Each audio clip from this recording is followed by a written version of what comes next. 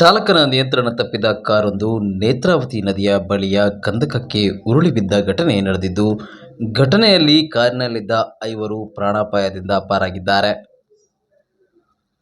ರಾಷ್ಟ್ರೀಯ ಹೆದ್ದಾರಿ 66ರ ತೊಕ್ಕೊಟ್ಟು ಕಲ್ಲಾಪು ಬಳಿಯ ನೇತ್ರಾವತಿ ನದಿ ಬಳಿ ಕಾರೊಂದು ಚಾಲಕನ ನಿಯಂತ್ರಣ ತಪ್ಪಿ ಸುಮಾರು 15 ಅಡಿ ಆಳದ ಕಂದಕಕ್ಕೆ ಉರುಳಿ ಬಿದ್ದಿದೆ.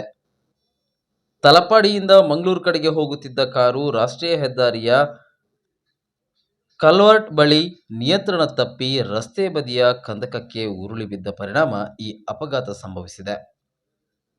ಅದೃಷ್ಟವಶಾತ್ 5 ಪ್ರಯಾಣಿಕರಿಗೆ ಸಣ್ಣ ಪುಟ್ಟ ಗಾಯಗಳಾಗಿವೆ. ಘಟನೆ ಕುರಿತು ಮಂಗಳೂರು ದಕ್ಷಿಣ ಸಂಚಾರ ಪೊಲೀಸ್ ಠಾಣೆಯಲ್ಲಿ ಪ್ರಕರಣ ದಾಖಲಿಸಿಕೊಂಡು ತನಿಖೆ ನಡೆಸುತ್ತಿದ್ದಾರೆ.